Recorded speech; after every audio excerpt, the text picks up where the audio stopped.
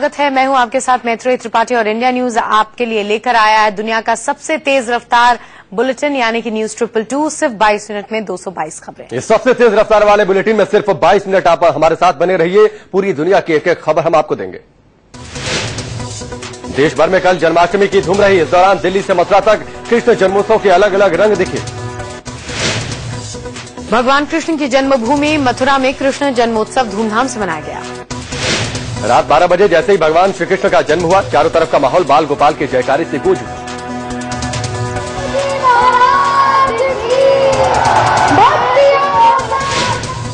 इस मौके पर व्रती महिलाएं समेत वहां मौजूद भक्तों ने मंगलगीत और सोहर गाए।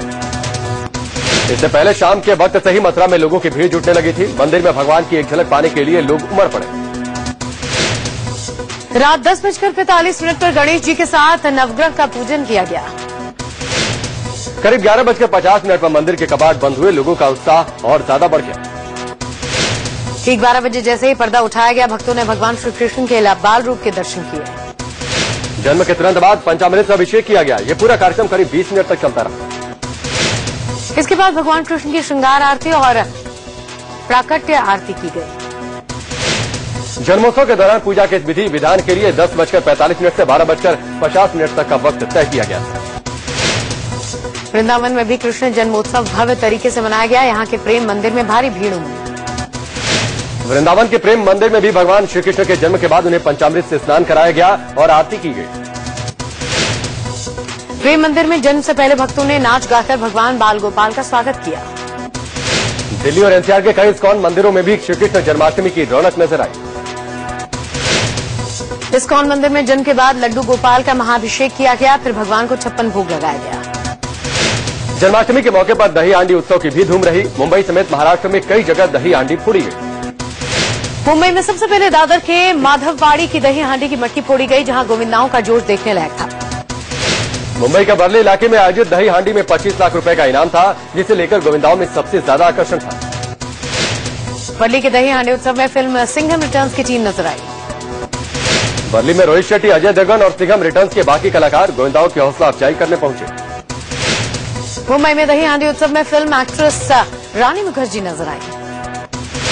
रानी मुखर्जी ने यहां गोविंदाओं का उत्साह ही नहीं बढ़ाया, बल्कि खुद दही हांडी भी फोड़ी। मुंबई के घाटकोपर इलाके में फिल्मी सितारे अनु कपूर और ईशा कोप्पिकर भी दही हांडी उत्सव में नजर आए। अनु कपूर और ईशा कोप्पिकर ने नाच गाकर लोगों का खूब मनोरंजन किया। वर्ली की दही हांडी में फिल्म अभिनेता जितेंद्र पहुंचे। जितेंद्र ने यहां जमकर ठुमके लगाए। मुंबई के विले पार्ले में अनु कपूर और ईशा कोप्पिकर ने नाच गाकर लोगों का खूब मनोरंजन किया। वर्ली की दही हांडी में फिल्म अभिनेता जितेंद्र पहुंचे। जितेंद्र ने यहां जमकर ठुमके लगाए। मुंबई के विले पार्ले में पूर्व सांसद और कांग्रेस नेता प्रिया दत्त दही हांडी उत्सव में पहुंची। मुंबई से सट्टे ठाणे में लड़कियां भी गोविंदा बनी। बालिकाओं की टोली ने मटका फोड़ प्रदर्शन में हिस्सा लिया। ठाणे के जितेंद्र आहबाड़ की दही हांडी में जय जवान मित्र मंडल ने 15 लाख रुपए के इनाम वाली मटकी फोड़ी। ठाणे में जितेंद्र आहबाड़ की दही हांडी में विदेशी गोविंदाओं की भी टोली नजर आई, जिसमें लड़कियां भी थीं। करीब 150 विदेशी गोविंदाओं की टोली स्पेन से आई थी। इन लोगों ने दही हांडी फोड़ने के लिए पिरामिड भी बनाया। स्पेन के गोविंदाओं की इस टोली ने पिरामिड बनाने के बाद यहां डांस किया। मुंबई और ठाणे में इस बार दही हांडी फोड़ने वाले गोविंदाओं की करीब 800 टोलियां सड़कों पर उतरी। महाराष्ट्र में दही हांडी उत्सव में शामिल होने वाली सभी गोविंदाओं का 1.5 लाख रुपए का बीमा कराया गया था। दही हांडी उत्सव के दौरान सुरक्षा के भी पूरे बंदोबस्त थे। 30,000 से ज्यादा पुलिसकर्मी तैनात किए गए थे। भीड़ को देखते हुए पुलिसकर्मियों के अलावा होमगार्ड और स्टेट रिजर्व पुलिस फोर्स की 4 बटालियन तैनात की गई थी। कोर्ट के आदेश के मुताबिक इस बार गोविंदाओं की सुरक्षा पर भी फोकस था। दही हांडी उत्सव के दौरान जगह जगह एम्बुलेंस भी दिखी।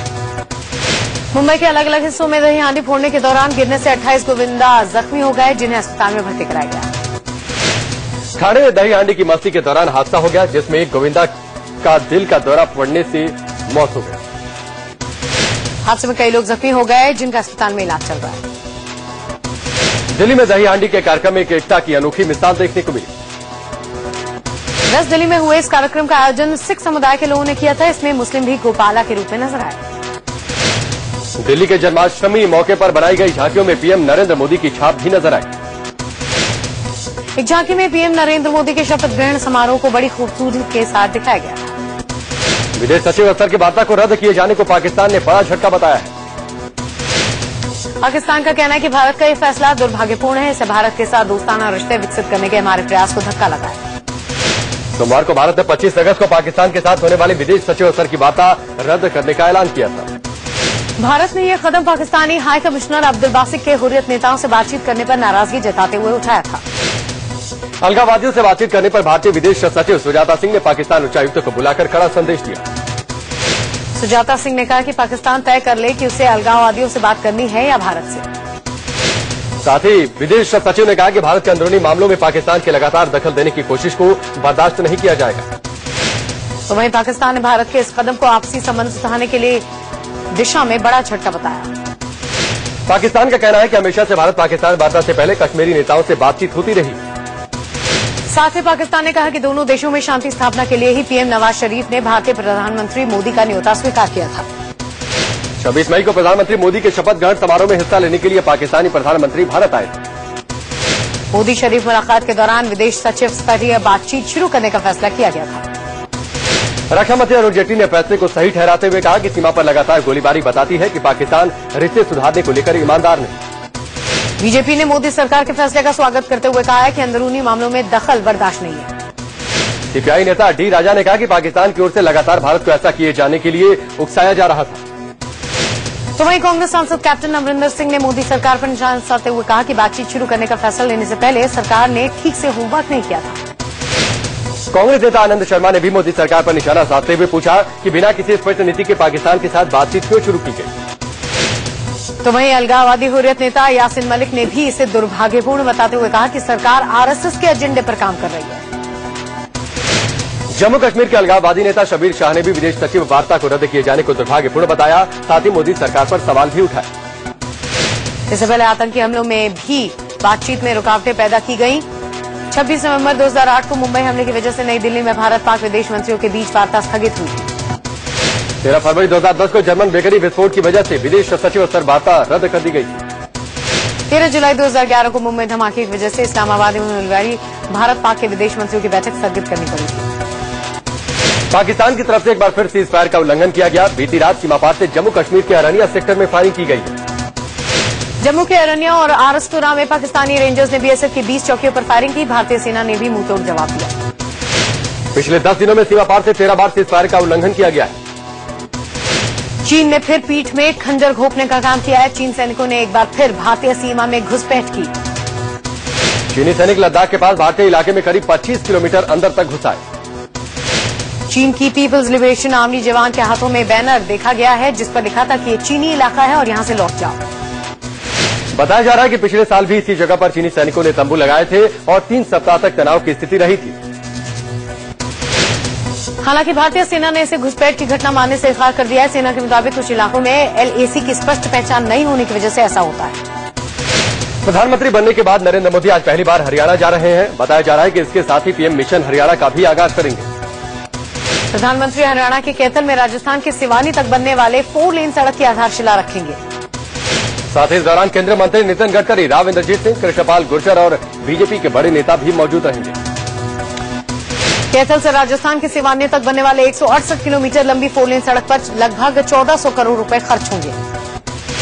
कैथल से सिवानी तक बनने वाली इस 4 लेन सड़क में 23 अंडरपास, 21 किलोमीटर लंबी सर्विस रोड भी बनाई जाएगी। बताया जा रहा है कि ये सड़क 2.5 साल में सड़क बनकर तैयार हो जाएगी। इसके लिए 7 शहरों में बाईपास और 4 शहरों में रेलवे ओवरब्रिज बनाए जाएंगे। प्रधानमंत्री दोपहर 3 बजे कैथल पहुंचेंगे, जहां वो एक 4 लेन की आधारशिला रखने के बाद जनसभा को संबोधित करेंगे। कैथल में 32 साल बाद कोई प्रधानमंत्री जा रहे हैं। इससे पहले 1982 में तत्कालीन प्रधानमंत्री इंदिरा गांधी कैथल गई थी। उधर भारतीय किसान यूनियन ने प्रधानमंत्री मोदी के कैथल दौरे के विरोध करने का ऐलान किया है। भारतीय किसान यूनियन स्वामीनाथन आयोग की रिपोर्ट को लागू किए जाने की मांग कर रहा है। बीजेपी के राष्ट्रीय अध्यक्ष बनने के बाद अमित शाह आज पहली बार उत्तर प्रदेश की राजधानी लखनऊ पहुंच रहे हैं। अमित शाह लखनऊ के अमौसी एयरपोर्ट के सीधे बीजेपी दफ्तर जाएंगे, जहां वो करीब 3 घंटे तक बीजेपी के नेताओं से मिलेंगे। इसके बाद अमित शाह निराला नगर जाएंगे, जहां वो बीजेपी कार्यकर्ता सम्मेलन में हिस्सा लेंगे और उन्हें सफलता के गुर सिखाएंगे।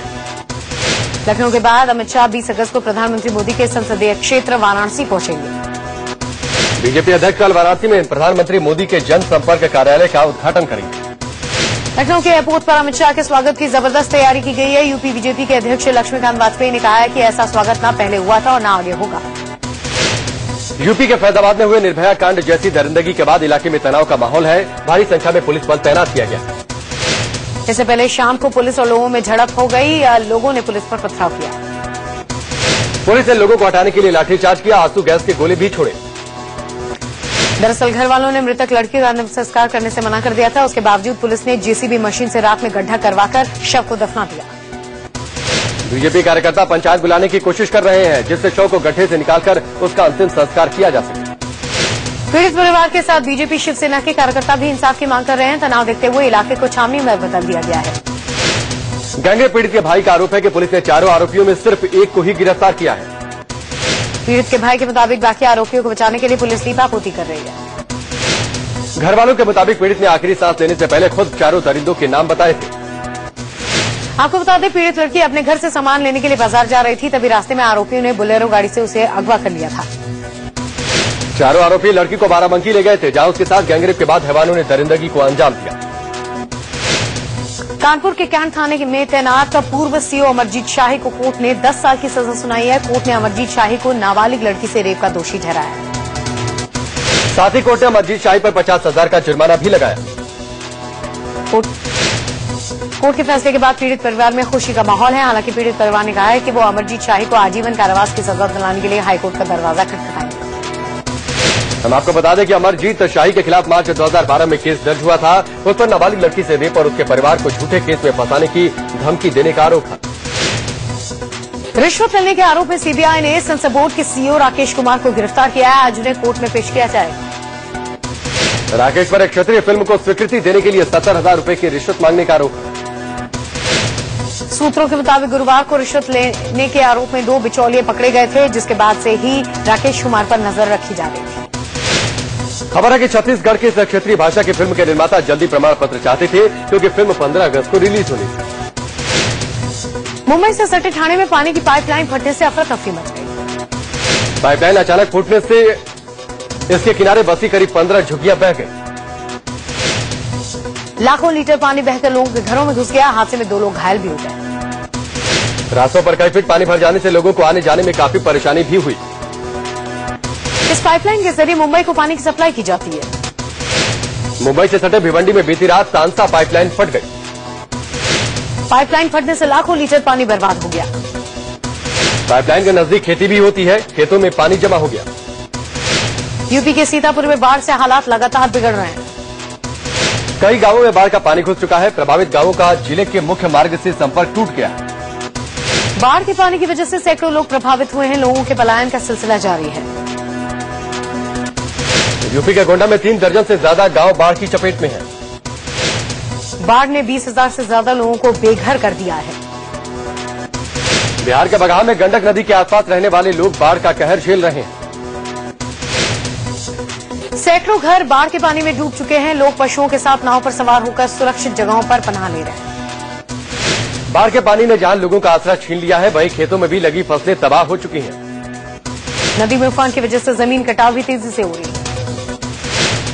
बगहा के टाइगर रिजर्व पर भी बाढ़ का खतरा मंडरा रहा है। टाइगर रिजर्व के अंदर गंडक नदी का पानी घुस गया है, जिसकी वजह से प्रशासन चिंतित है। बिहार के सुपौल में कोसी नदी से हजारों लोग प्रभावित हुए हैं। कोसी का पानी जिले की 3 तहसीलों के सैकड़ों गांवों को अपनी चपेट में ले चुका है। लोग पलायन के लिए मजबूर हैं। उनके सामने पीने के पानी और खाने की समस्या पैदा हो गई है। नालंदा में बाढ़ से मरने वालों की संख्या 8 पहुंच गई है। कोलकाता से आई एनडीआरएफ और एसडीआरएफ की टीमें यहां बाढ़ से फंसे लोगों को बचाने में जुटी हैं। पंचाने नदी का पानी कई गांवों में घुस गया है, जिससे लोग बाढ़ के बीच फंसे हुए हैं। नेपाल में भारी बारिश के बाद अलग अलग जगहों पर हुए लैंडस्लाइड और बाढ़ के चलते 98 लोगों की मौत हो गई, जबकि 129 लोग लापता हो गए। 12,000 से ज्यादा घर पूरी तरह से बाढ़ में डूब गए हैं, जिससे लोग सुरक्षित जगहों पर पलायन कर रहे हैं। इराक में फंसे 39 पंजाबी युवकों के परिवार वालों ने दिल्ली में विदेश मंत्री सुषमा स्वराज से मुलाकात की।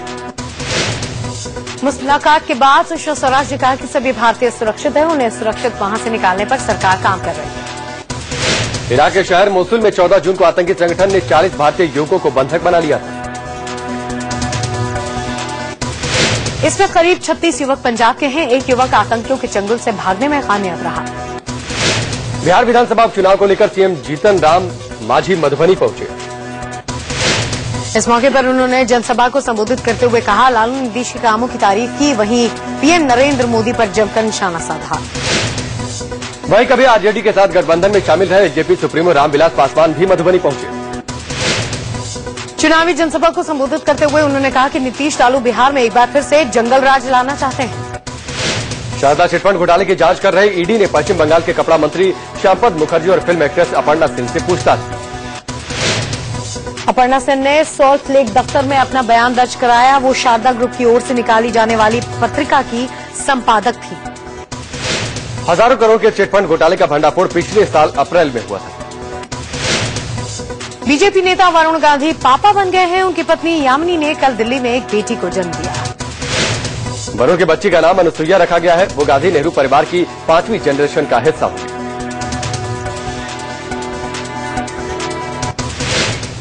तो चलिए इसी के साथ न्यूज पेपर 2 में वक्त हो गया एक ब्रेक का। बाकी खबरों के लिए ब्रेक के बाद न्यूज पेपर 2 में एक बार फिर से आपका बहुत बहुत स्वागत है। खबरों में आगे बढ़ते हैं। दुकानदार को धमकाने और हंगामा करने के आरोप में पूर्व मंत्री और कांग्रेस नेता नंद गोपाल गुप्ता के खिलाफ इलाहाबाद में एफआईआर दर्ज की गई है।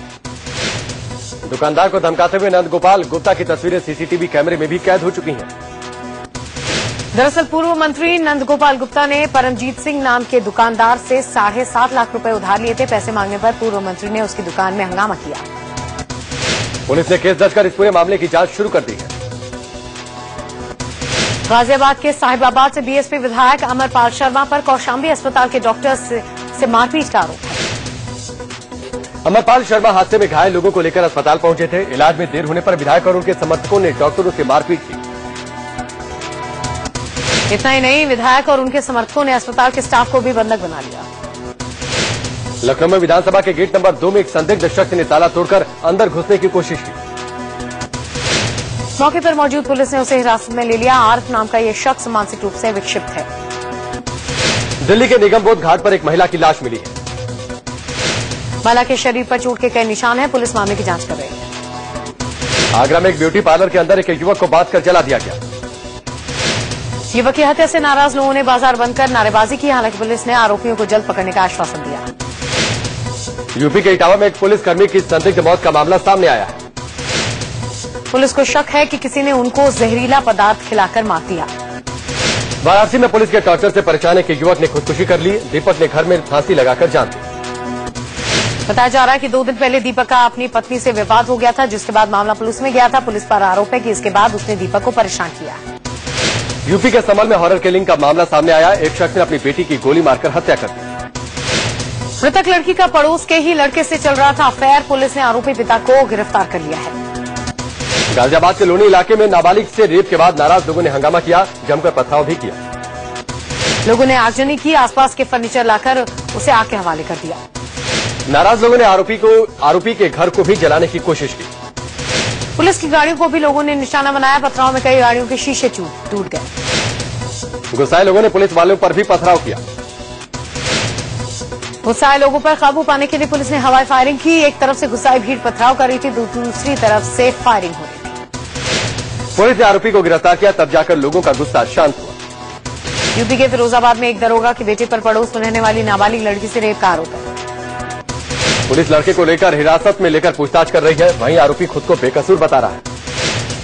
कानपुर में एक साइकिल चोर को लोगों ने पेड़ से बांधकर पीटा। लोगों ने सीसीटीवी में देखकर चोर को पहचाना। पुलिस ने किसी तरह लोगों के चंगुल से इस शख्स को छुड़ाया, इसके बाद हिरासत में लिया। कानपुर की ज्योति हत्याकांड केस में आरोपी पीयूष के परिवार वालों से पुलिस ने पूछताछ की। पीयूष के माता पिता और भाइयों से ली गई मामले की जानकारी। एसएसपी कानपुर के मुताबिक अब जल्द ही पीयूष की गर्लफ्रेंड मनीषा के परिवार से भी पूछताछ की जाएगी। मध्य प्रदेश के इंदौर में एक दूध कारोबारी पर चाकू से हमले की लाइव तस्वीर सामने आई। वारदात को उस वक्त अंजाम दिया गया जब दूध व्यवसायी दुकान खोल रहा था। दूध व्यापारी पर हमले की वारदात दुकान में लगे सीसीटीवी कैमरे में कैद हो गई। सीसीटीवी फुटेज में दिख रहे आरोपी की पहचान हो गई है। पुलिस उसकी तलाश कर रही है। बिहार के मोतिहारी में ट्रेन और ऑटो की टक्कर में 19 लोगों की मौत हो गई। हादसा मानव रहित रेलवे फाटक पर हुआ। हादसे में मारे गए सभी लोग एक ही परिवार के थे। टक्कर इतनी जोरदार थी कि ऑटो के परखच्चे उड़ गए। रेलवे ने हादसे में मरने वालों को 50,000, गंभीर रूप से जख्मी लोगों को 10,000 जबकि मामूली रूप से घायलों को 5,000 देने का ऐलान किया है। गोरखपुर में बदमाशों ने एक ज्वेलर्स की दुकान से लाखों गहने और 50,000 लूट लिए। पुलिस ने मामला दर्ज कर आरोपी बदमाशों की तलाश शुरू कर दी है। नोएडा में 10 दिन पहले हुई 14.5 लाख की लूट के केस का खुलासा हुआ है। पुलिस ने एक लुटेरे को गिरफ्तार कर कैश समेत लाखों का सामान बरामद कर लिया। हालांकि इस लूट का मास्टरमाइंड और दूसरा लुटेरा अब तक पुलिस की गिरफ्त से बाहर है। गाजियाबाद में हुए जबरदस्त हादसे में एक परिवार बाल बाल बच गया, लेकिन टक्कर इतनी भयानक थी कि कार के परखच्चे उड़ गए। कार को एक तेज रफ्तार ट्रक ने टक्कर मारी। टक्कर के बाद कार में ही पूरा परिवार फंस गया। बड़ी मशक्कत के बाद सबको बाहर निकाला गया। सलमान खान की फिल्म किक के तर्ज पर रियल लाइफ में एक शख्स के स्टंट का सनसनीखेज वीडियो सामने आया। यूट्यूब पर अपलोड किए गए इस वीडियो की प्रामाणिकता पर जानकार सवाल उठा रहे हैं। वो इस वीडियो को एडिटिंग ट्रिक बता रहे हैं।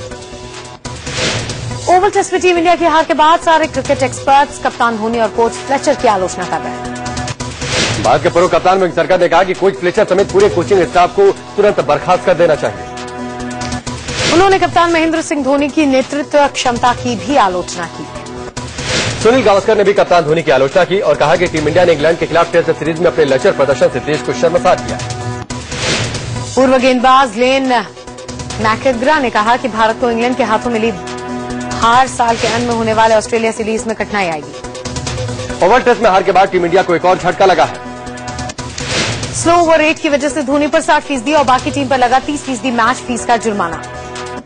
जीत के साथ हुई महिला जयवर्धने की विदाई। पाकिस्तान को हराकर श्रीलंका ने किया सीरीज पर कब्जा। श्रीलंका ने पाकिस्तान को 105 रन से हराकर और इसी के साथ श्रीलंका ने ये सीरीज 2-0 से जीत ली। मैच की आखिरी पारी में जयवर्धने ने शानदार अर्धशतक जड़ा। टेनिस स्टार राफेल नडाल दाएं हाथ के कलाई में चोट के कारण इस महीने के अंत में यूएस ओपन नहीं खेल पाएंगे। नडाल ने अपने फेसबुक पेज पर लिखा कि मुझे इस साल यूएस ओपन न खेलने का बहुत दुख है। कई फिल्मों के रीमेक बना चुके एक्शन डायरेक्टर रोहित शेट्टी अब शाहरुख खान के साथ अगली फिल्म करेंगे। सूत्रों की माने तो यह फिल्म अमिताभ बच्चन की सुपरहिट फिल्म हम की रीमेक होगी।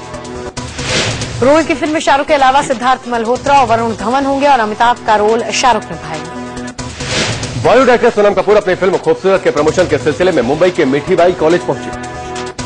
इस दौरान सोनम ने न केवल वहां के स्टूडेंट्स के साथ डांस किया बल्कि उनके साथ सेल्फी भी ली। यो हनी सिंह के अगले इंटरनेशनल म्यूजिक वीडियो में सोनाक्षी सिन्हा का नया लुक देखने को मिलेगा। देसी कलाकार नाम के इस गाने में सोनाक्षी का लुक जेनिफर लोपेज से प्रेरित बताया जा रहा है। सोनाक्षी एल्बम में बाइकर जैकेट्स, क्रॉप टॉप्स और डेनिम शॉर्ट्स में दिखाई देंगी। द रॉक के नाम से मशहूर हॉलीवुड अभिनेता ड्वेन जॉनसन ने फिल्म हरक्यूलिस की भारत में अच्छी कमाई करने के लिए दर्शकों का आभार जताया। उन्होंने ट्वीट कर हरक्यूलिस की जबरदस्त बॉक्स ऑफिस ओपनिंग के लिए भारतीय दर्शकों का आभार व्यक्त किया। अजय देवगन और Kareena Kapoor star film Singham returns box office पर धमाल मचा रहे हैं। सिंघम रिटर्न्स ने रिलीज के 3 दिनों में ही 78 करोड़ से ज्यादा की कमाई कर ली है। उम्मीद की जा रही है कि सिंघम रिटर्न्स जल्द ही 100 करोड़ के क्लब में शामिल हो जाएगी। और चलिए इसी के साथ न्यूज पेपर 2 में आज के लिए फिलहाल अभी के लिए बस इतना ही। रुकेंगे ब्रेक के लिए, लेकिन ब्रेक पर जाने से पहले उन खबरों पर एक नजर जो आज दिन भर सुर्खियां बनी रहने वाली हैं।